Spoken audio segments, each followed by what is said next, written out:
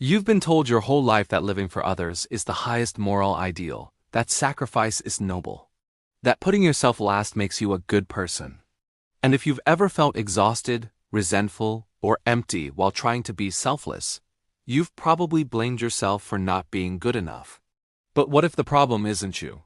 What if the entire moral framework you were taught is designed to destroy you?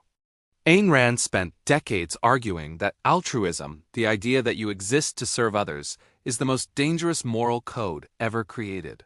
Not because kindness is bad, not because helping people is wrong, but because altruism demands something far darker, that you treat your own life as worthless unless you risk sacrificing it for someone else. In this video, we're breaking down exactly what Ayn Rand meant when she said altruism destroys you. You'll see why living for others isn't just exhausting, it's immoral. Why the guilt you feel isn't proof you're selfish, it's proof you've been lied to.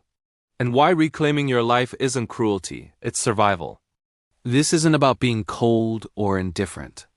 This is about understanding the difference between genuine care and self-destruction disguised as virtue. Here's the problem. Most people think altruism means being kind, generous, or compassionate. They think it's about helping your neighbor, donating to charity, or being there for your family. And because those things sound reasonable, they never question the philosophy behind them. But altruism doesn't mean kindness. It's a specific moral doctrine with a specific demand, that you have no right to exist for your own sake, that your life has no value except as a tool for others, that morality begins where your happiness ends. Auguste Comte, the philosopher who coined the term altruism, said it explicitly: live for others. Not care about others or consider others. Live for them.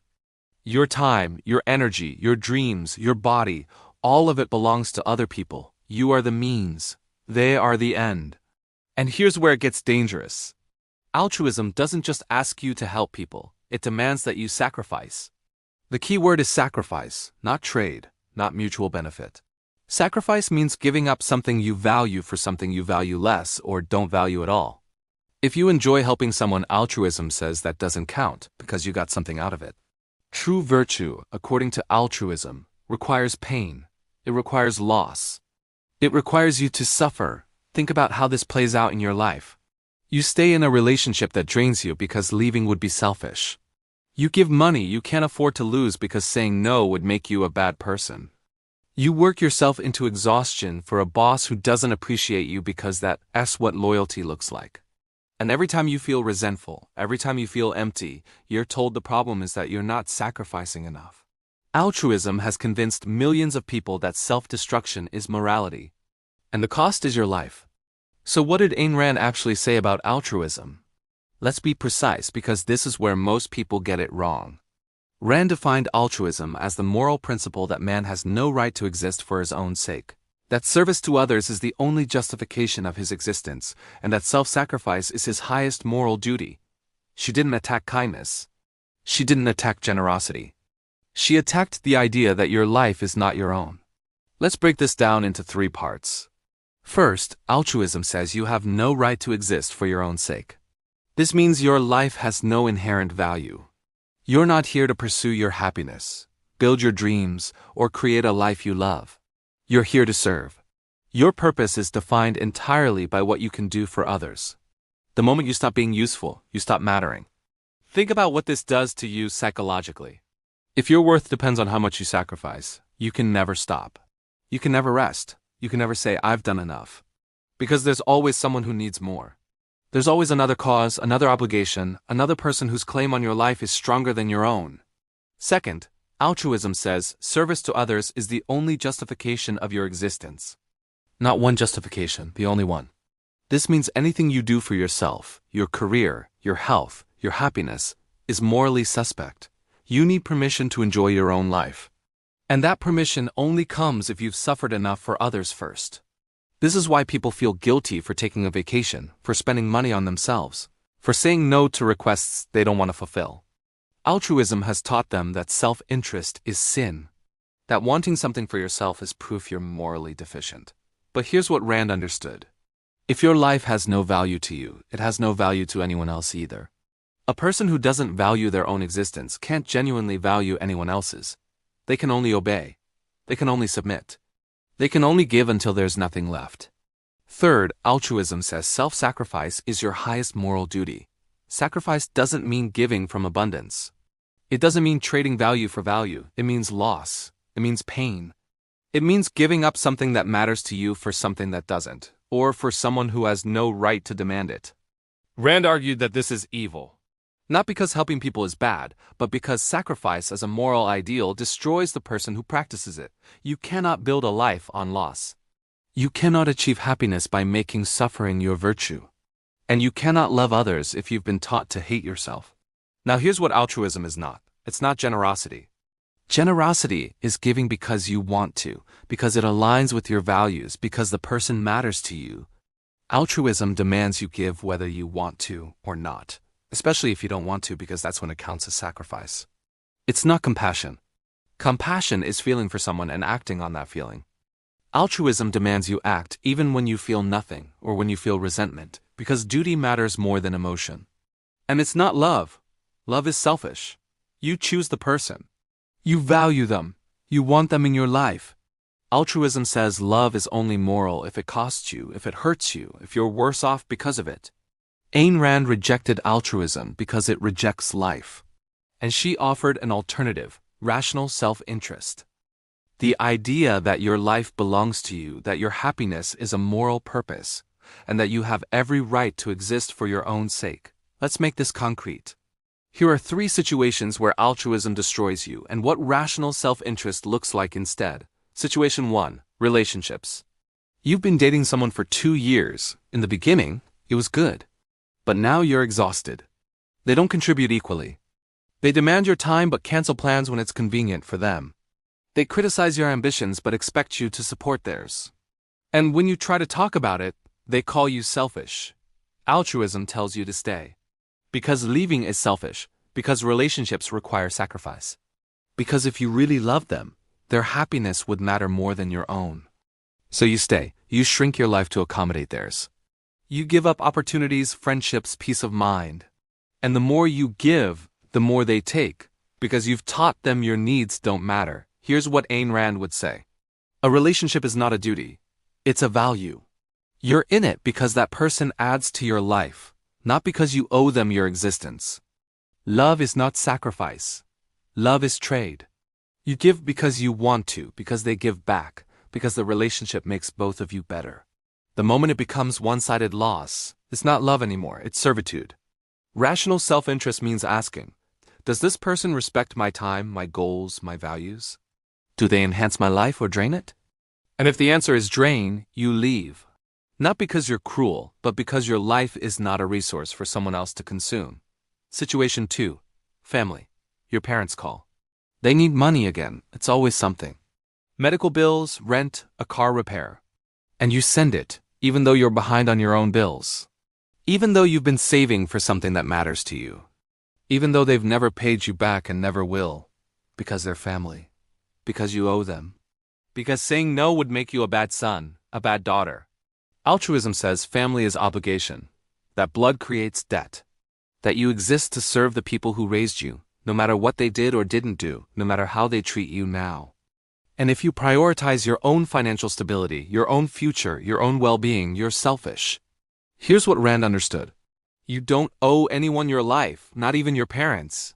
Yes, if they were good parents, you might feel gratitude. You might want to help them, but one is the key word. Obligation is not morality. Obligation is slavery. Rational self-interest means evaluating the relationship honestly. Did they respect you? Do they respect you now?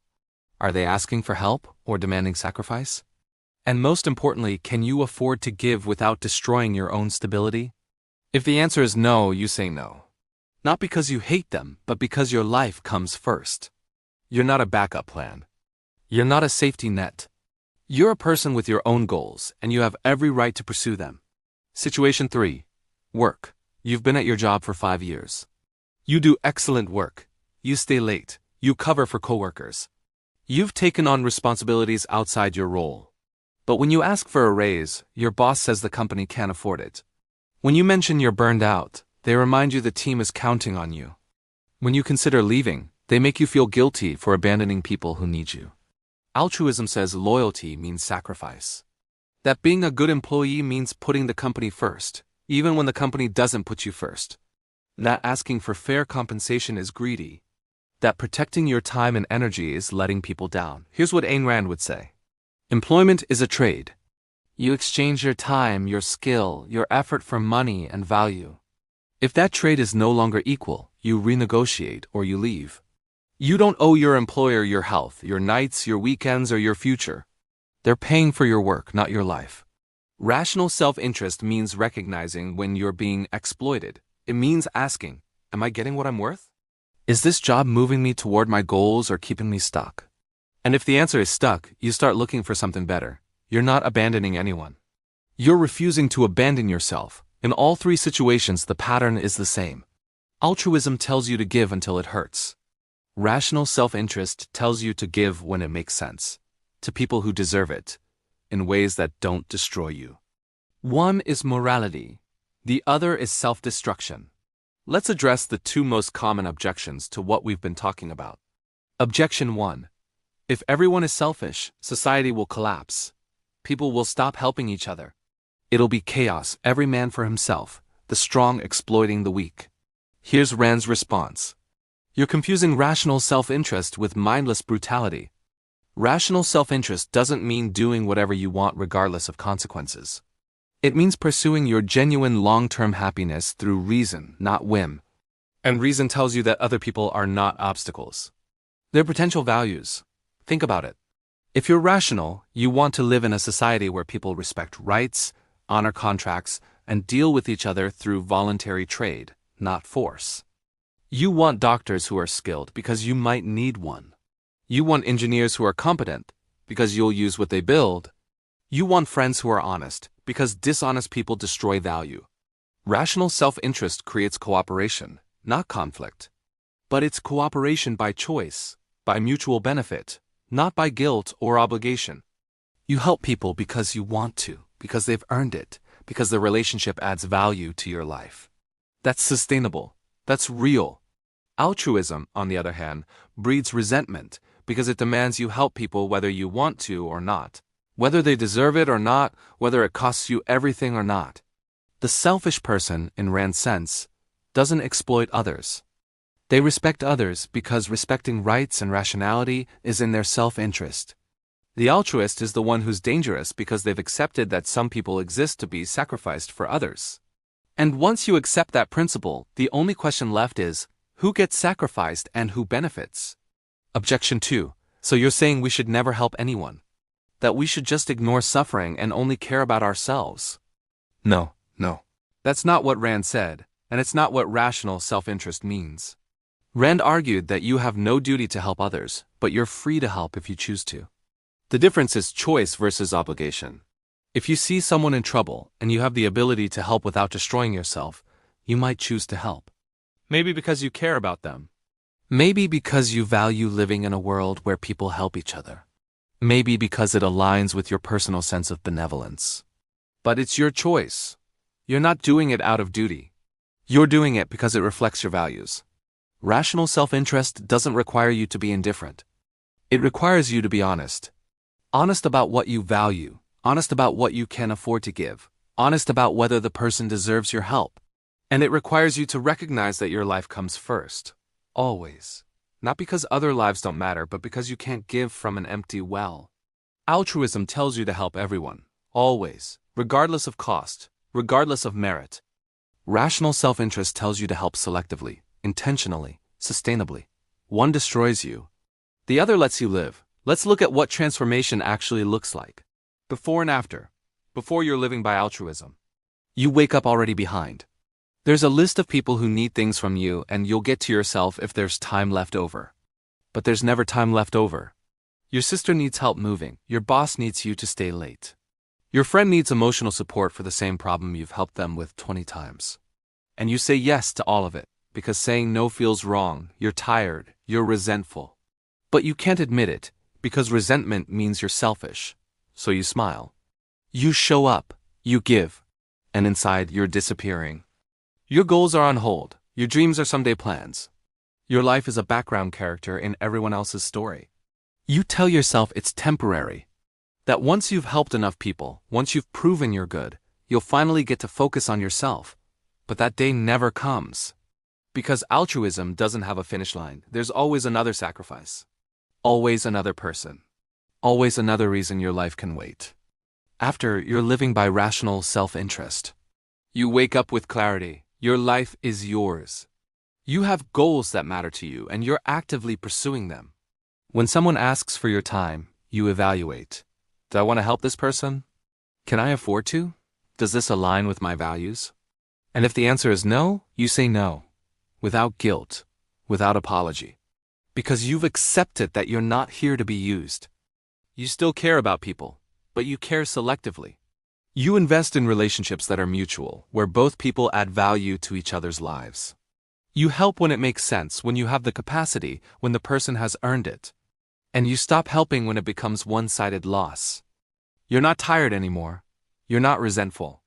Because you're no longer betraying yourself for the approval of people who don't respect you anyway. You've reclaimed your time, your energy, your future. And the people who truly matter, the ones who value you as a person and not just as a resource, they're still there. The others, the ones who only wanted what you could give them, they're gone. And you're better off. Here's a real example of what this looks like. Let's call her Monica. For years, Monica was the family problem solver. Every crisis, every conflict, every need, they called her. She gave money she couldn't afford. She mediated arguments that had nothing to do with her. She sacrificed vacations, weekends, peace of mind, all to keep everyone else happy. One day, Monica's brother called. He'd lost another job and needed rent money. Again. She'd given him money 4 times in the past year. He'd never paid her back. Never even thanked her. And this time, something in Monica broke. She said no. Her brother was furious. Her mother called her selfish. Her family stopped speaking to her. And for the first time in her life, Monica felt free. Because she realized the love was conditional. They loved what she provided, not who she was. And she decided she was done earning love through self-destruction. Monica started building her own life. She went back to school. She started the business she'd been putting off for years. She built friendships with people who respected her boundaries. And 2 years later, her life is unrecognizable. She's happy. She's successful. She's surrounded by people who value her, not exploit her. That's what rational self-interest does. It doesn't make you cold. It makes you free. Let's recap. Altruism is not kindness. It's the moral code that says you have no right to exist for your own sake. That your life is a tool for others. That sacrifice is virtue and self-interest is sin. And if you've been living by this code, you know exactly what it costs. Exhaustion, resentment, a life that feels like it belongs to everyone except you. Ayn Rand rejected altruism because it rejects life. She argued that your life is yours, that your happiness is a moral purpose, and that rational self-interest is not only moral, it's the only way to actually live. Not survive. Not endure. Live. This doesn't make you cruel. It makes you honest. Honest about what you value, honest about what you can give, honest about who deserves your time and energy. And it lets you build a life worth living, surrounded by people who value you for who you are, not what you sacrifice. Here's your challenge. Identify one area of your life where you're practicing altruism. One relationship where you're giving out of guilt instead of genuine desire. One obligation you've accepted because saying no felt selfish. And ask yourself, is this making my life better, or is it destroying me? If it's destroying you, stop. Not someday. Not after one more sacrifice. Now, because your life is not a resource for other people to consume, it's yours. And you have every right to protect it. If this video challenged the way you think about morality, hit the like button. If you recognize yourself in these situations, drop a comment and tell me which one hit hardest. And if you want to keep seeing life through the Rand lens, where we break down the philosophy that puts your life back in your hands, subscribe. Your life is not a sacrifice. It's a value. Start treating it like one.